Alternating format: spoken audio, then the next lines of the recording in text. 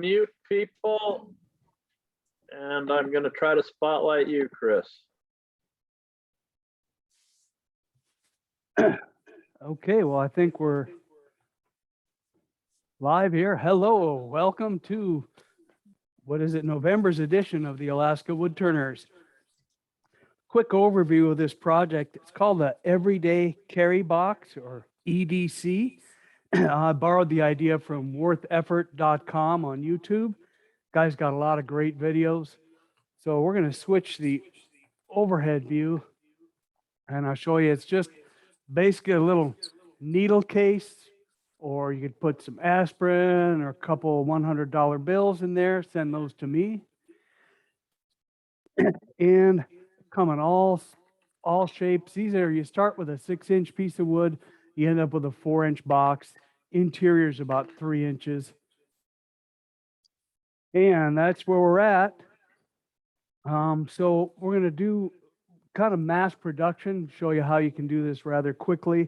These make great Christmas gifts, or just a gift for anybody who you're all of a sudden realize you forgot to buy them a birthday present. And one of the things we'll talk about is how not to have this happen, where if you drill a hole in the cap a little too deep, you can end up with that, which makes an excellent funnel, but that's about it there. So the tools we're going to need to make this happen: you're going to need a spur center or a drive center and a live center. You'll need a thin parting tool, a Jacob's chuck. If you have two, that would be really handy. So this one, we have the 5/8 Forstner bit in. So that's used to make the mortise inside of that cap. And then we have a 1/2-inch bit, and we're going to use that to drill the rest of the cap out, and then also to drill the body. And we'll use a roughing gouge. We're going to use a skew a little bit. I'm still working on my skew skills, but it's the only way to get better is keep practicing, right? And you'll need a spindle gouge, which will help you clean things up a little bit. You'll need a chuck with spigot jaws. I think pretty much any 4-jaw chuck could work. These are great for this project because you can put your piece of wood in and tighten it down. And these jaws are tall enough to hold it pretty square and pretty solid. The problem with the spigot jaws is if you put anything out in the end, they're going to flex a little bit, and your piece is either going to pop off or turn crooked on you. So we always insert that all the way in. And and the template. So I'll have a picture of this available on the website. This just makes it really easy. It's like a view of the interior of this box. So it's a 6-inch piece. Here's a line we use when we're going to part this. So this is our top, this is our bottom. This shows the interior. So you've got your 5/8 Forstner bit is going to drill out that mortise.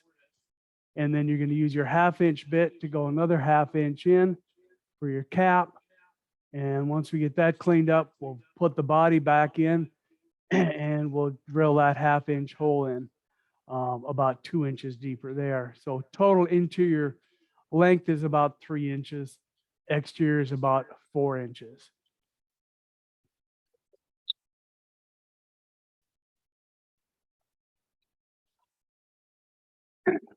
So I usually rip a bunch of 1-inch stock, whatever wood you've got. I prefer to use fairly hard wood. Maple works good. Ipe, walnut. I did try some cherry, but it was a little bit soft. And what happens is that tenon gets crushed when you try to put the cap on it, because you want the cap to fit pretty snug.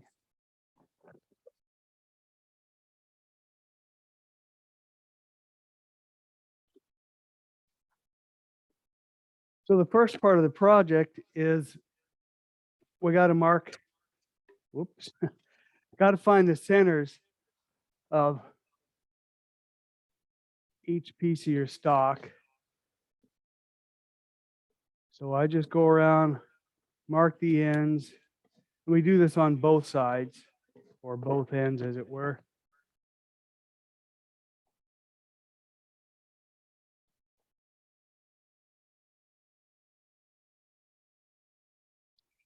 I also take and draw just a long line right here. So this helps you when you get ready to put the piece together. You're going to know you're going to be able to match the grain up better.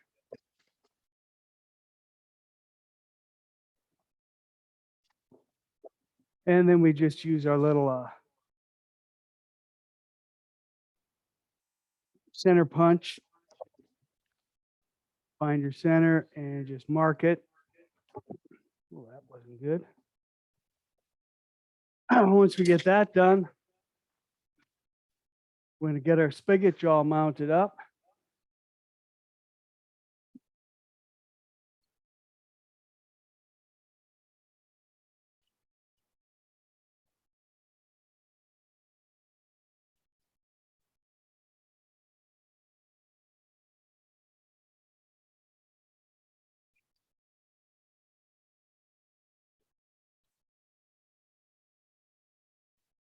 I draw the tailstock up. This helps you get it centered.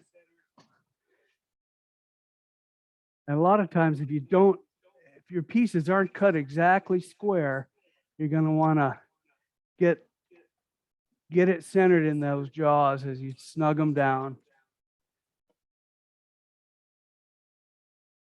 Because this is crucial for at the end when you do your final turn on that. I cinch it down pretty snug for this part, just because you don't want it to get in the way. You don't want it to jump and turn sideways in the jaws on you. So here's where our template comes in handy.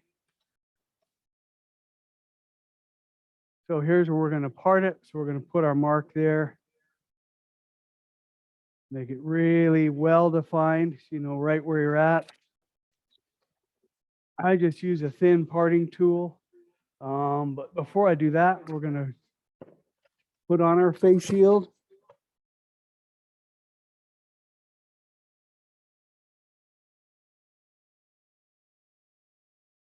And I usually turn these about between 1,500 and 2,000 RPM. Help phase right into the tool.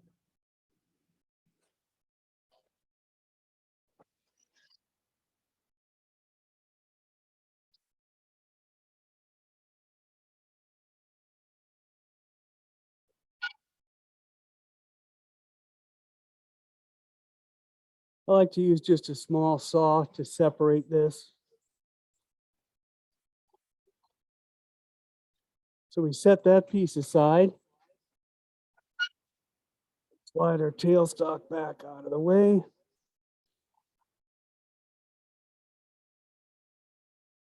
Using the skew chisel, we're going to clean up this end here. Just with a quick peeling cut. I'm going to put a little divot there. Then I usually take the spindle gouge and just clean this up a little bit.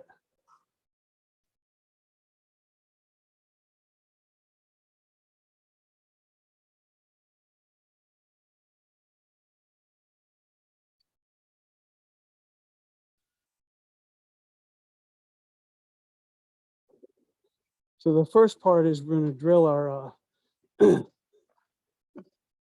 our mortise. And that's only got to be a 1/2 inch deep. I usually drill between 350 and 400 RPM.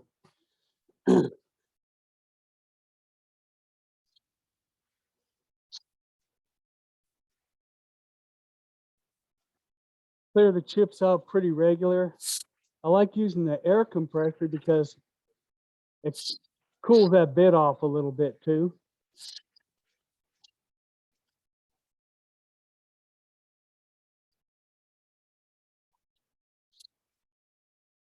You can see I've put a mark here. This is how deep I drill that tenon, or the mortise rather. So since we're set up for this, the next thing we'll do is we'll put our 1/2-inch bit in and make sure that's locked in. So you can see where I've marked our 1-inch mark and our 2-inch mark. So again, we'll turn this on. We're just going to drill a little bit.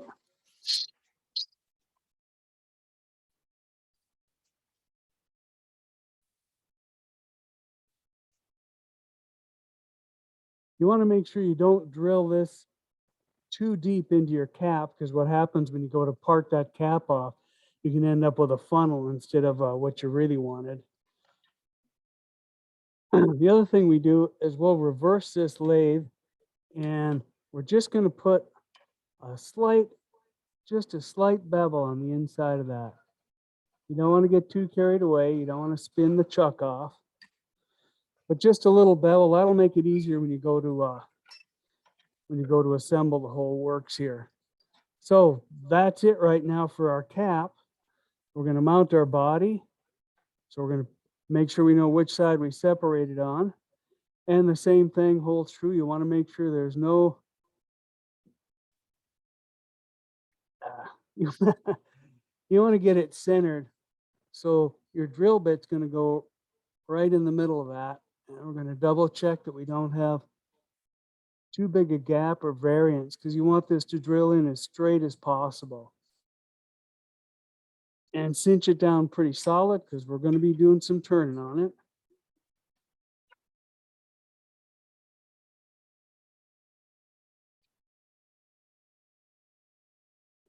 And the one thing I neglected to do was I usually take the skew and clean this end up a little bit.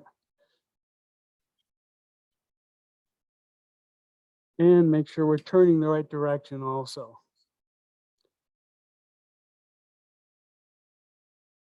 And again, just a little bit of a divot there to guide that drill bit so we get right in the center if possible. And again, we'll use our spindle gouge just to clean this up a little bit.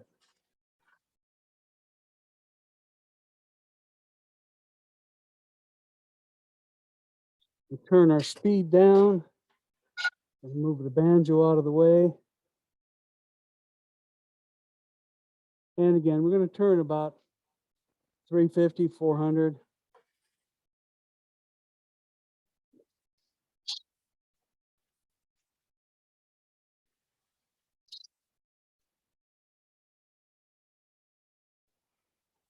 And we've made our marks on this blank so we know, or on the drill bit so we know how deep we are. It's important to keep those chips cleared out so that your drill bit doesn't bind up.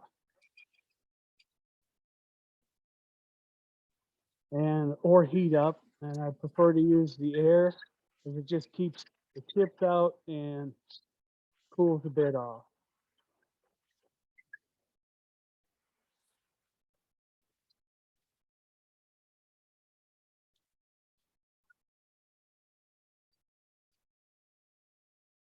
So we've drilled the inside of our box out. We've drilled the inside of our cap out. Now we've got to decide where the tenon's going to go. So once again, using our template. One sec, here we go. So here's where we parted it. Here's where the tenon's going to go. So we're just going to mark that. Nice, good, solid line so you can find it. Once you turn your machine back on,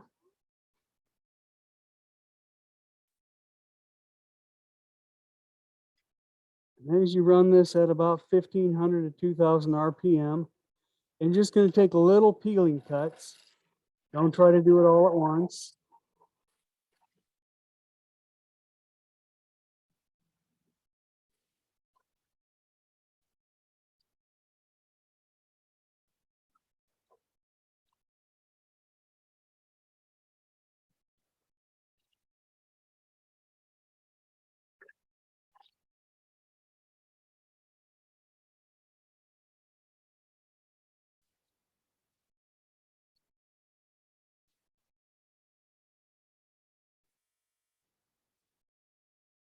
This is like probably the most difficult part is just sizing that tenon.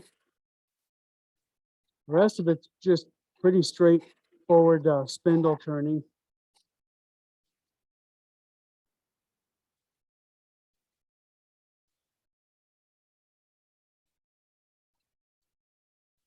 And you don't want to get too carried away and try and get this like speed turn this, because what happens is the tenon ends up too small rather quickly.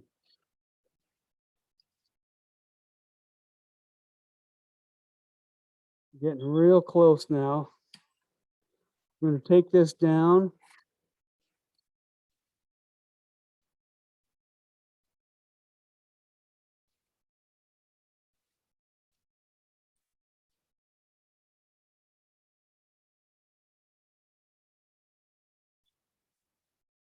Almost there. At this point, I'll use sandpaper rather than try and peel that off. And it doesn't take much.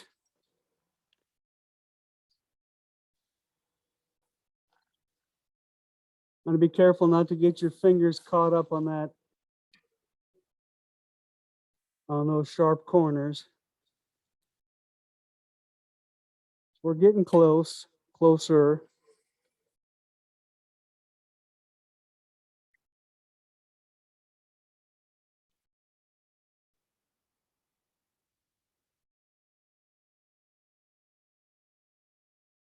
So you want to make sure your line lines up, because that's going to help you true up the grain on this a little bit when you get ready to actually turn the body.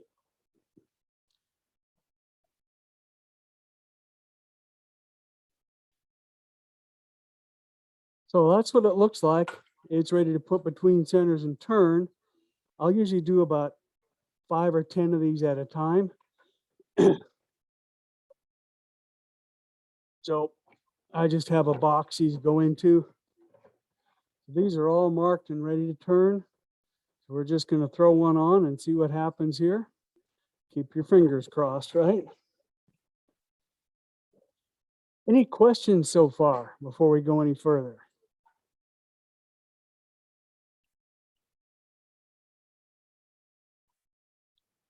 So we'll pull our spigot jaws off, wipe the inside of the headstock out, put our drive center in, and our live center goes on this side. This is why we've marked both sides, so that this is really easy to line up.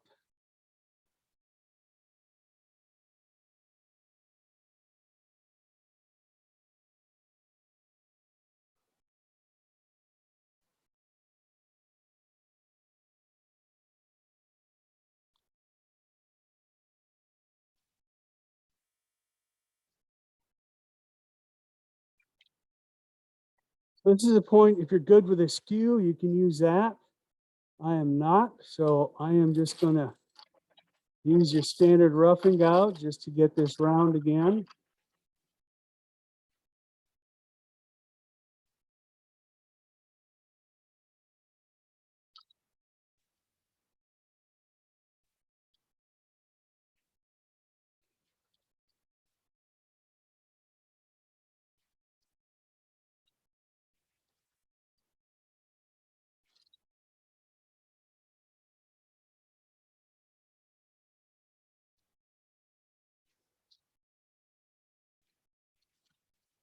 You want to be careful that you don't get whatever tool you're using caught up in your drive center there. You can see we're really close right in here. So we're just going to hang back a little bit on that as we're rounding this off or smoothing this up.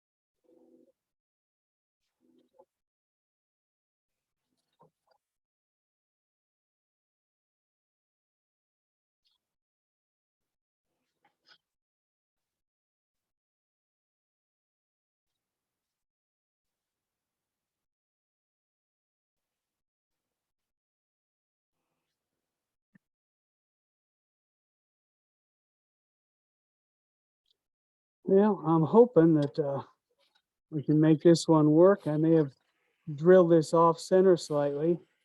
It's getting pretty thin and we're still not round, but what's nice is you don't have a lot of time or money invested in this. So if it doesn't work, you can chuck it and make something else.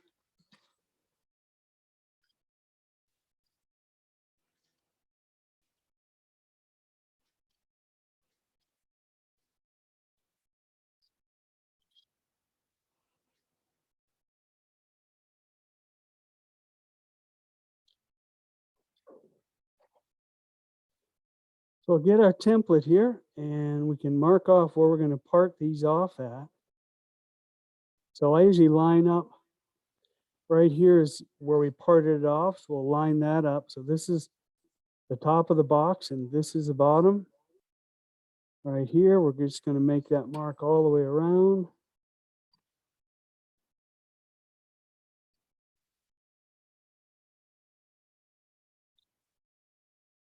Now I usually part this down part way just so I got a good idea of where I'm at as we're turning this.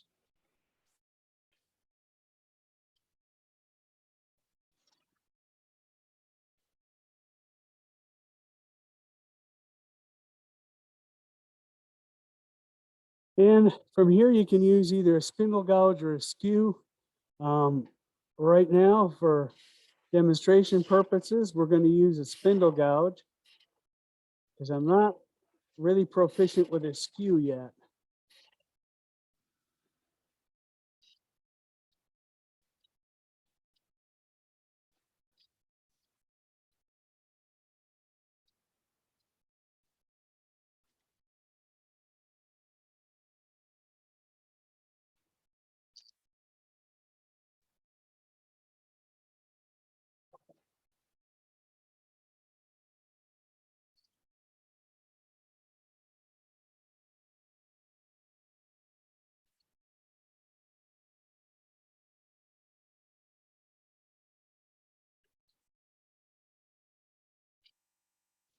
And I usually draw a little line there just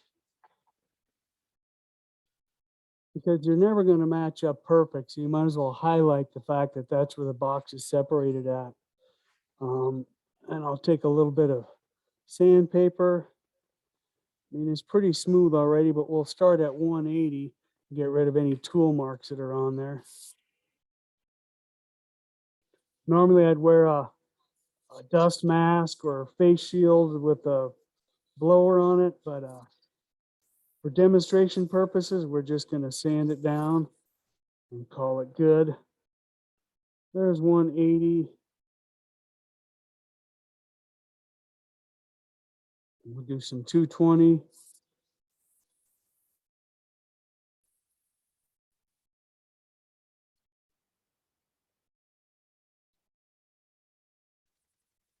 And I'll usually sand it with the grain, help get rid of some of the tool marks.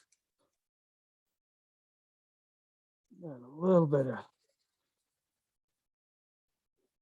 that works. And at this point, you can decide, do I want to embellish it? What do we want to do with it? I usually throw a couple of beads on there. One sec to get my texturing tools out.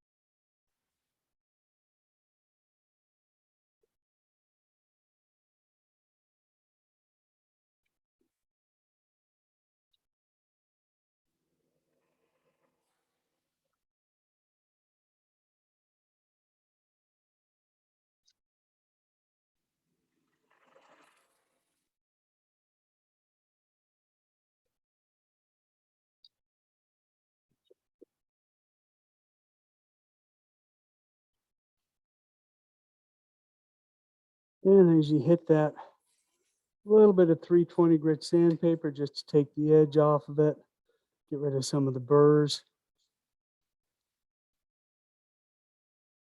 And at this point, we're going to oil up what we've got. I just got to remember where I put it. There we go.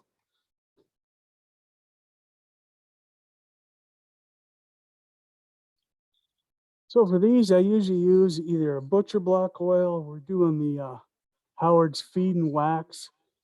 I like that because it smells good. People usually, when they're looking at stuff, the first thing they do is they smell it. And so we're just going to turn our lathe speed way down. We're just going to wipe this on.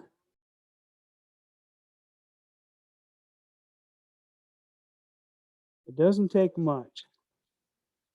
And you see right away those lines in the check ring, because there's some end grain exposed in there, is going to really darken up. So you don't really need to do the burn lines and that stuff on there unless you really, really want to. Grab another piece of cloth so I can buff this up a little bit. So we got the oil on there. I'll usually turn the speed up a bit and just buff it up a little.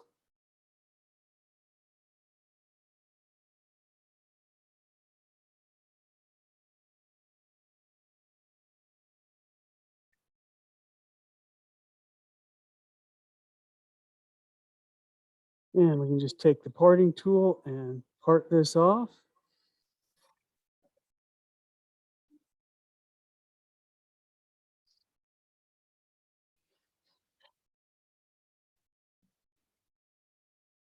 You want to get this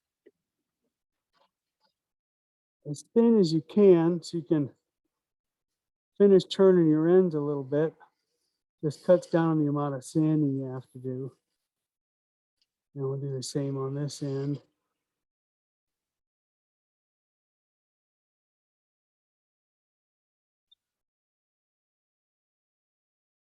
And I take some of the pressure off of the tailstock.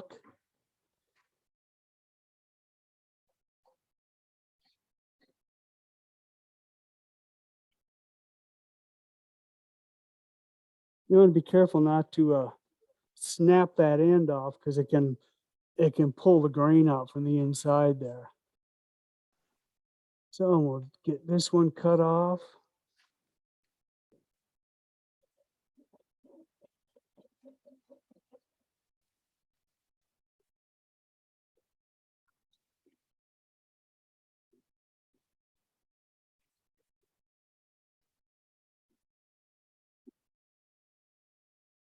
Now it works well to clean those ends up is a little angle sander here.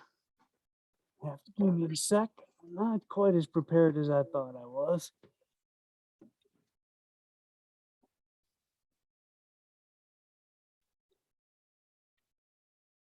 So using our angle sander,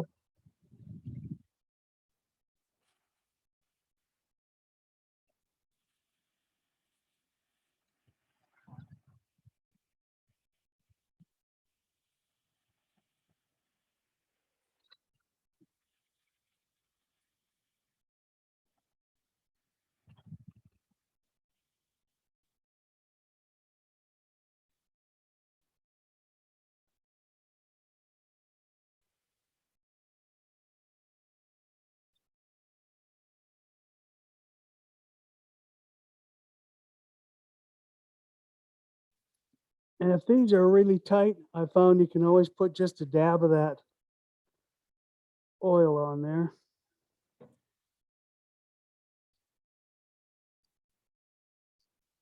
And that makes them a lot easier.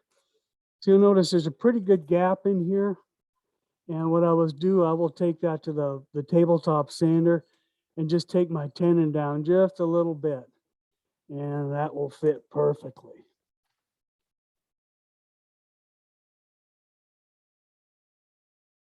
So here we are. It's 11 o'clock. Like always, these went a lot quicker than I thought it would. Any questions or anything? Yeah, Well, there's Chris, no- I just noticed that when you were using your saw, you were coming up from the bottom, which is a good technique, I would think, because sometimes we get a little carried away and end up smacking the bed with our teeth of the saw blade. So that's, I never thought of coming up from the bottom. It look good. Thanks. Oh, thanks for that pointer. Yeah, I learned the hard way. It's pretty hard on the saw because they're really not made to cut metal. So thanks for noticing that, John.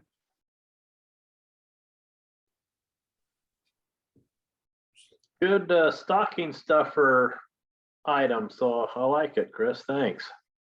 Yeah, good stocking stuffer, or if you've got somebody who just, you want to give them a gift just for the heck of it, because they're good folks, they've been helping you out.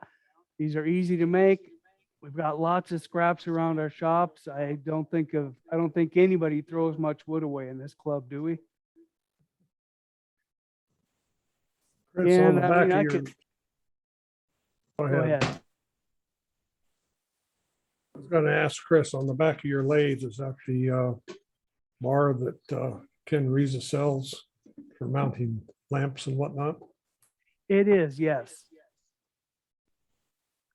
It's very handy. I've got dust collection system that'll hook up to that too. I just haven't got that far yet. I took the one of the main frame rails out of an old steel desk and did the same thing and fabricated my own parts and pieces. It is very, very handy. It allows me to slide my lights along, position them exactly where I want them.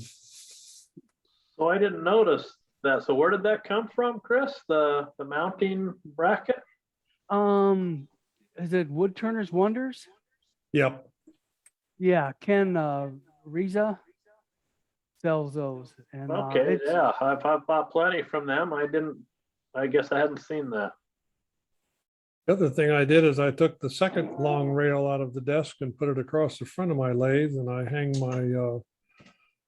my sanding equipment and air hose and whatnot from that. So it's all out of the way. Oh, that's a But great handy, idea. really Yeah. handy. So that's it. I mean, I could turn a bunch more of these, but we've got the general idea. These are easy to make. It doesn't take a lot of fancy tools. And it's something, if you're selling things at a craft show, you could probably sell these for 10, 12, 15 bucks a pop. You've only got about maybe 15, 20 minutes invested in a piece of wood that somebody was going to throw away anyways. All right, thank you, Chris. Any further questions? And then we do have a question on the chat. The pieces are 6 inches long. How wide? 1 inch square stock. If you go any smaller than that, because we're drilling a 5/8 mortise, you don't have a lot of wiggle room there. Good question, though. And then for our next meeting, I think we're gonna be back to John Lane next month doing the talk on lathe, bandsaw, and chuck maintenance and tune-up. Chris, is that correct? I believe that's the topic. Yeah. Looking forward to that because I always struggle with maintenance. It's great working this stuff, but it's good to get tips from an expert on how to take care of our equipment. Yeah, I encourage people to tune into that. John told me something a couple weeks ago that I think is why I've broken more than one bandsaw blade in the past. So it's, yeah, good to get reminders on good habits. We have one more question in the chat. Will the template be on the website? I assume once the video is posted, your template will be out there with your video, Chris? I haven't quite finished putting the instructions together, but I got pictures of the template, and that will be on the instructions, and that'll happen before the end of business today, which is before midnight tonight.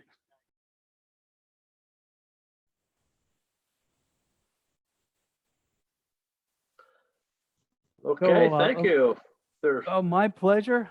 A little bit shorter than most of our IRDs, but I'm the new guy. I'm still still learning, you know. No, it's appreciated you doing that, Chris.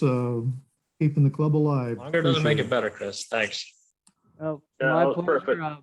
This wouldn't be possible without all the work that John Gruber and John Lane did on the front end to get the right equipment and to get a format set up. So that was really, really helpful. Just Just want to a make sure you guys get historical- credit for all your work.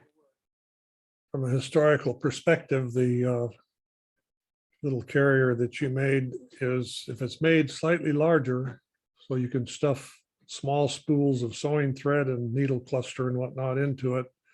I've seen those over in the UK in museums and junk shops and whatnot, and they're called a mother-in-law. People used to carry them in their packs during World War I and probably World War II from that part of the world. Huh. I hadn't thought about putting a whole sewing kit together in there. Yeah, like you say, you'd have to go a little bit bigger, but yeah, I've had folks ask me about making a box for felting needles. Apparently, they're a little bit bigger than your normal needle, and so I haven't had a chance to try that. But one more thing to play with. Used to be very boring drilling. Yeah, that's why I'll make about 10 or 20 of them up and get that part out of the way. And then you can get to the fun part, the actual turning and doing the decoration on them and whatnot. So it's, I think you could make cigar holders and oh yeah, pen holders, you know, like for a really fancy pen, you could make a holder for it. that's a great idea, Marty. I never thought of that. There's lots of different types of needles, crochet, knitting, all of those things. You just would have to adjust your length. Boy, for the knitting needles, you'd need a pretty long piece of wood for sure. But I wonder if they'd Well- let you carry that on the airplane then. I don't know if they'd let you carry knitting needles. If they were smart, they wouldn't. Anyway, but I could see a lot of uses for it. Little pill boxes.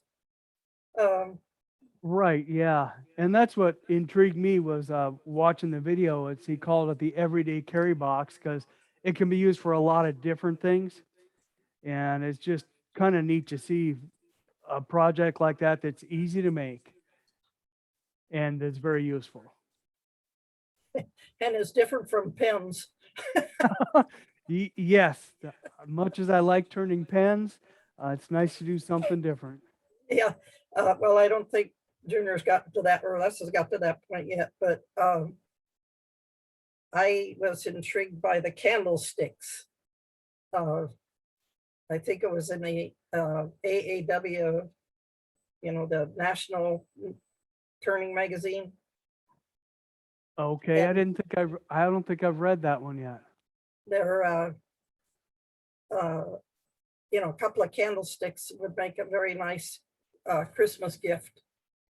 And it's basically the same thing without a lid on it, you know. Oh, okay. So anyway, I saw them and I thought, I think I could do those. I keep thinking about getting into the plates and bowls, but I haven't made it yet. Once you do, be careful because it once you get hooked, it's hard to step away from it.